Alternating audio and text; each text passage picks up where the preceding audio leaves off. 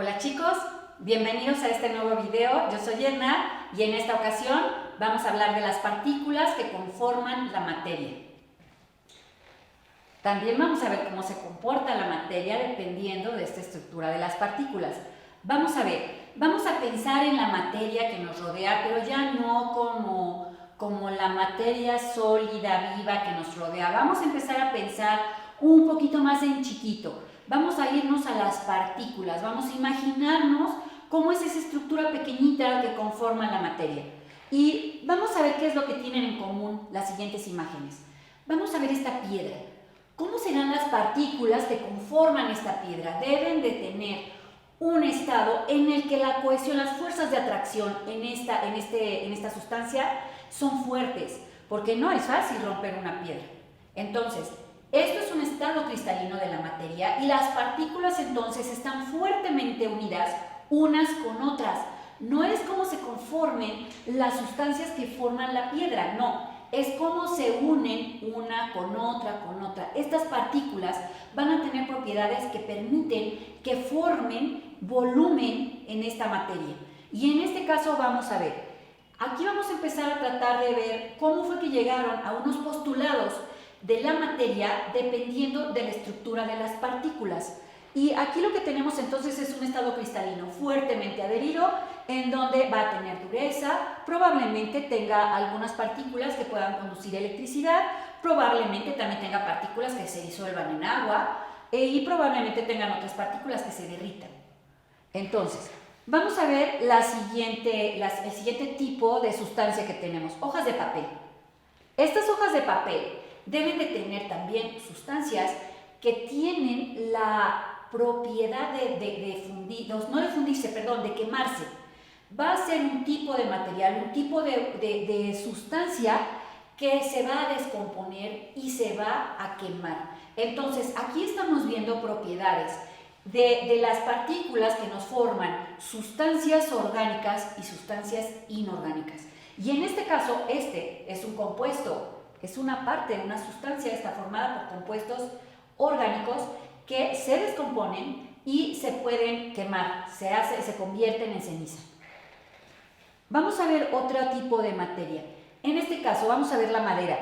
Es como una combinación entre metal y piedra porque nosotros no sabemos que no es tan dura como una piedra, pero de la madera nosotros sabemos que sacan el papel. Entonces, las partículas que conforman la madera deben de tener alguna propiedad que además tenga las mismas que el papel, pero deben de tener otras propiedades que sean similares a la de la piedra que acabamos de ver, porque es dura, tiene una forma sólida, las moléculas, las partículas deben de estar fuertemente adheridas, pero además la estructura que forman, los enlaces que se forman para formar este tipo de sustancia que es la madera, también tiene propiedades como las que vimos en el papel, que se queman o se descomponen.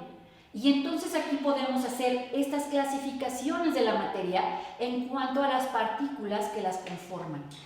Vamos a ver otro ejemplo de materia. Y en este caso, la materia puede estar también formándonos aire. Aunque nosotros no lo veamos, el aire también tiene materia. Y en este caso, las partículas que forman el aire son pequeñitas, son muy pequeñitas, tan pequeñitas que nosotros no las alcanzamos a ver. Tendríamos que verlas en un microscopio, no en un óptico, en uno más poderoso todavía. Ahora, ¿qué es lo que pasa con el aire? ¿Cómo es que interactúan las partículas que conforman el aire? El Sol tiene algo que ver con esta transformación también que ocurre entre los gases que salen contaminantes, las reacciones que puedan llegar a ocurrir en la atmósfera, las reacciones que puedan ocurrir también en las nubes, y esto se debe a este tipo de características que tienen las partículas que conforman también las moléculas que están en el aire. Aunque no las veamos, tienen materia, y el aire, aunque no la podamos ver, lo respiramos y existe, y además tiene un lugar en el espacio. Entonces, también el aire tiene materia y está formado también por estas pequeñas partículas pequeñitas. Ahora, a partir de estos análisis de estas sustancias, bueno, vamos a ver también el ejemplo del agua. El agua es una sustancia tan versátil que podemos utilizarlo en todos los ejemplos que podamos tener nosotros en química y en física, porque es un compuesto que se forma con estos dos elementos que son el oxígeno y el hidrógeno, de tal manera que nos dan un compuesto que tiene una propiedad en la que las partículas que lo forman pueden llegar a ser también otro tipo de sustancias que se llaman iones. Y en este caso, esta sustancia que es el agua puede ser un disolvente para muchas otras partículas gracias a esta propiedad. Puede ser un compuesto que a su vez permita que la materia que está dentro de ella, estas partículas se puedan disociar. Y esta disociación va a permitir que muchas de esas partículas se puedan disolver en este medio acuoso. Y dentro del agua también vamos a poder ver que va a ser un medio óptimo para que se lleven a cabo muchas reacciones. Y estas reacciones van a ser por medio de esta particularidad de las sustancias que pueden estar aquí interactuando también con las partículas del agua. Pensemos en sustancias que se disuelven en ella, pero que no nada más se disuelven y no se mezclan, interactúan con las partículas del agua. Y aquí vamos a ver también otro de los postulados de la materia. Y entonces vamos a empezar ya a concluir estos postulados de la materia. Vamos a ver, ¿qué es lo que vimos con todos estos ejemplos? Que la materia es discontinua. No nada más, olvidé decirles de la madera. La madera flota en el agua, quiere decir que debe de tener algún tipo de estructura en sus partículas que le permiten ser menos densa, y si nosotros la ubicamos en el agua, la madera flota. Entonces, este es un postulado de la materia que nos dice que la materia es discontinua. Va a estar formada por partículas que van a tener a su vez tanto fuerzas de atracción como espacios vacíos. Van a ser partículas que van a estar no enlazadas, que van a estar cercanas, pero esta cercanía de partículas que puede ser muy fuerte o puede ser muy débil, va a tener también espacios vacíos, y estos espacios vacíos le van a dar determinadas características a la materia, por ejemplo, en la madera, que dejan que su densidad sea menor a la del agua y entonces flote. Ahora, ¿qué vimos también con el aire? Es otro de los postulados de la materia. El aire está formado por partículas pequeñitas, y estas partículas pequeñitas no pueden ser vistas por el ojo normal, por el ojo humano. Necesitamos verlas con un microscopio poderoso para poder ver estas partículas que lo forman. Ahora, ¿cuál es otra de los postulados a los que podemos concluir viendo lo que es este compuesto que es el agua? Que la materia puede estar formada ya sea por compuestos, que es el agua, por moléculas, que son los elementos que conforman el agua, que es el oxígeno y el hidrógeno, o que estas moléculas están formadas por 2 átomos de oxígeno y 2 átomos de hidrógeno, que a su vez son átomos unidos mediante enlaces. Y estos átomos también pueden llegar a tener otra particularidad, que pueden disociarse en cargas positivas y negativas y formarnos iones. Y en este caso, entonces, estamos pasando de ver un ion a un elemento, a un átomo, bueno, el átomo que es el elemento, a una molécula que está formada por por el mismo tipo de átomo, en este caso el oxígeno, mediante enlaces covalentes, y que se una con otro elemento distinto en un enlace poderoso, que también es un enlace covalente con el hidrógeno, y nos formen compuestos. Y este compuesto, que se llama agua, va a poder interactuar con otros materiales, con otras partículas distintas, permitiendo que se disuelvan en ella, o que floten en ella, o que se puedan disociar en forma iónica. Ahora, vamos a ver otra característica que tienen estas partículas en forma molecular. Fíjense bien, estos son los postulados que estamos viendo, que son los que acabamos de concluir, pero vamos a entrar a esta página de Objetos UNAM, en la que nos podemos ver mejor ejemplos de lo que son los elementos, que son un solo tipo de átomos, los cuales interactúan. Vamos a pensar en el ozono, que tiene 3 átomos de oxígeno enlazados mediante enlaces químicos. Estos son los que forman las moléculas. Estas moléculas van a poder interactuar con otros átomos y nos van a poder formar compuestos. Y estos compuestos que son formados por varios tipos de átomos van a poder ser también otra vez separados o disociados mediante reacciones químicas o, en este caso, el agua mediante electrólisis. ¿Qué también vamos a ver en este caso? Me voy a regresar y vamos a ver qué cambios son los que ocurren. Ya va. Lo vamos a ver en otra página interactiva también, que es FET Interactive, y vamos a entrar en ella. Vamos a ver también cuáles son estas interacciones que pueden ocurrir en las moléculas. A ver, vamos a ver. Listo, está cargando la página. Vamos a ver cuáles son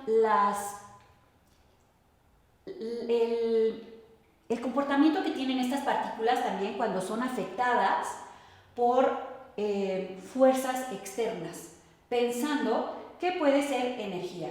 Estas partículas además van a tener diferentes formaciones y diferentes propiedades dependiendo de con quién interactúen. Primero pueden interactuar entre átomos para formar moléculas o para formar compuestos y ahí podemos formar mezclas, o pueden interactuar también, en este caso, con la energía. Y la energía juega un papel muy importante también en esta interacción entre estas partículas. Estas partículas que están aquí en un estado sólido, vamos a pensar, aquí quiero ver mejor las moléculas de agua, en las que si nosotros lo vemos en un estado en el que le quitamos energía, vamos a quitarle energía a estas moléculas. Fíjense bien cómo estas moléculas, cuando les quitamos energía, empiezan a dejar de moverse. La estructura de estas partículas empieza a hacerse más lenta y entonces vamos a tener un estado sólido que es cristalino. Pero aquí está uno de los postulados que estamos concluyendo y que estamos observando en estas partículas, que están formadas por interacciones entre ellas y espacios vacíos.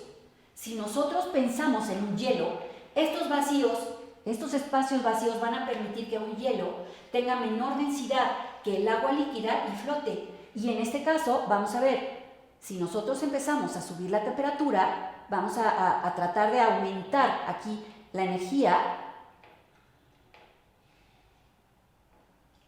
¿Ok? Vamos a aumentar la energía en este caso. Y fíjense cómo estas partículas empiezan a interactuar en una forma más desordenada. ¿Qué es lo que pasa con la energía en este caso cuando estamos interactuando entre partículas? Esta energía empieza a excitar todas estas partículas, no importa que sean átomos, no importa que sean moléculas, no importa que sean compuestos. Esta interacción hace que estas estructuras empiecen primero a energizarse, a excitarse tanto que empiezan a moverse, y estos movimientos empiezan a hacer que choquen unas con las otras, y entonces aquí es donde vamos a observar los cambios de estado. El cambio de estado de sólido a líquido y en este caso el estado gaseoso. Entre más energía nosotros apliquemos a un sistema, las partículas van a absorber esa energía y entonces van a empezar a tener estas interacciones afectadas por la energía en las que empiezan a chocar unas con otras. Empiezan a ocupar todo el recipiente que las contiene. Ya no es este estado líquido, ocupan todo el recipiente completo. Las fuerzas de atracción, que es uno de los postulados que estamos viendo entre las partículas de la materia, en este caso las fuerzas de atracción son muy débiles, no permiten que se atraigan.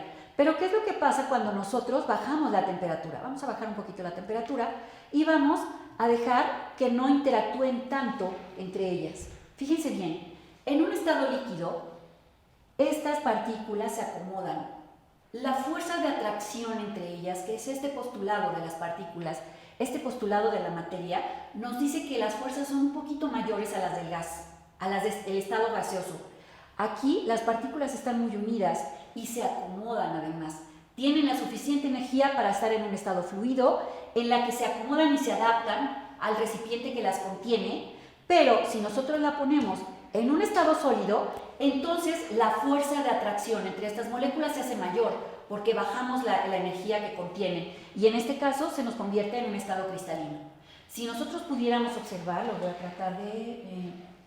bueno, esto es todo lo que se puede acercar, pero observen que las moléculas continúan moviéndose, todavía está presente la energía entre ellas, y entonces la fuerza de la atracción, aunque sea aunque sea mayor, observen esta simulación que está padrísima, empieza entonces a hacernos un estado con mayores interacciones entre ellas. Estas fuerzas se llaman, las que unen a las partículas entre sí, se llaman fuerzas intermoleculares, pero esto lo vamos a ver más adelante. Entonces, hasta aquí queda este video, espero que le hayan entendido, nos vemos en el próximo. Hasta siempre.